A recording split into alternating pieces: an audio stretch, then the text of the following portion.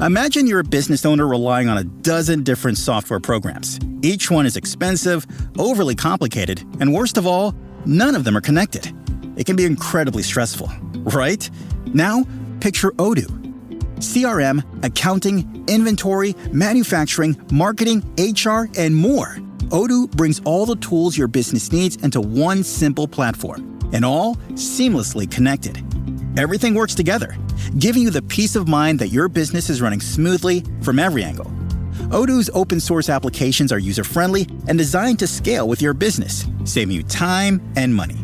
Say goodbye to juggling multiple platforms and hello to efficient integrated management. Stop wasting resources on complicated systems and make the switch to Odoo today. Visit odoo.com, ODOO.com, and discover how Odoo can simplify and streamline your business operations.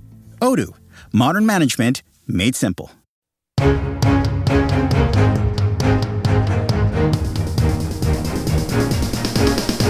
This is the Washington Times front page for the first day of October, Wednesday, October 1st, 2025. Thanks for joining us.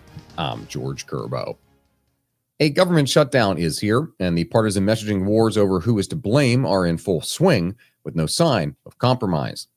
Lindsay McPherson and Sean Salai report the Senate rejected dueling stopgap spending bills authored by Republicans and Democrats just hours before the midnight deadline to keep the government funded. The Republican bill, which passed the House earlier this month, again failed, falling 5 votes short of the 60 needed to overcome a filibuster, but picked up 2 more votes from Democrats. Most Democrats are blocking Republicans' 7-week continuing resolution, saying they want to add their healthcare priorities to the legislation. Their chief demand is a permanent extension of pandemic emergency expansions of Affordable Care Act subsidies that cap out-of-pocket premium costs at 8.5%. Republicans say Democrats are taking government funding hostage with their unrelated demands and are at fault for the shutdown. Democrats say the onus is on Republicans, who control the White House and both chambers of Congress, to negotiate with Democrats to get their votes.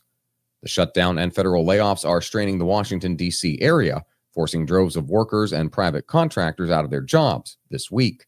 Sean Salai reports roughly 154,000 government employees accepted voluntary buyouts to go on paid leave until September 30th or retire early. The Federal Reserve Bank of St. Louis estimated that 20,000 of the 85,000 workers who left the federal government from January to mid-August live in the D.C. area.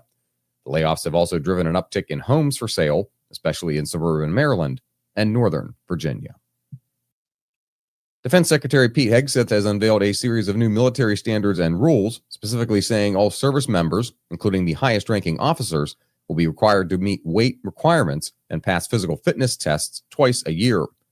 Ben Wolfgang reports Hegseth and President Trump addressed hundreds of generals and admirals gathered at the Marine Corps base in Quantico, Virginia. The 2 men outlined fundamental shifts in how the military functions at the ground level, including removing fat generals and admirals, revamping how internal complaints are handled, and using military personnel in American cities.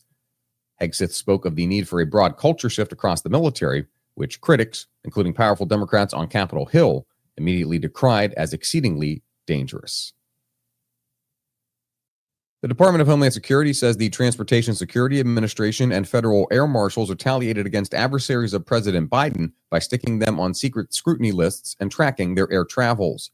Stephen Dinan reports Kentucky Senator Rand Paul revealed that 3 current members of Congress were flagged by scrutiny lists, as were at least 24 Americans deemed threatening because they refused to comply with pandemic mask mandates. Under the Quiet Skies program, U.S. air marshals were assigned to follow targeted travelers around an airport and track them on their flights. The Trump administration ended Quiet Skies earlier this year. A federal judge has issued a ruling that found President Trump's executive actions have violated the First Amendment rights of immigrants while calling on Americans to stand up and defend the Constitution. Stephen Dinan reports senior judge William Young, a Reagan appointee to the court in Boston, derided U.S. Immigration and Customs Enforcement as a runaway agency that let its officers wear masks to terrorize Americans into dormancy. The judge complained about the lack of resistance of law firms that cower, universities that meekly appease, and media outlets that mind the bottom line rather than the ethics of journalism. And finally, Andrew Salmon looks at ties that have been strained between the U.S. and South Korea, with presidents from different sides of the aisle in power on different sides of the Pacific.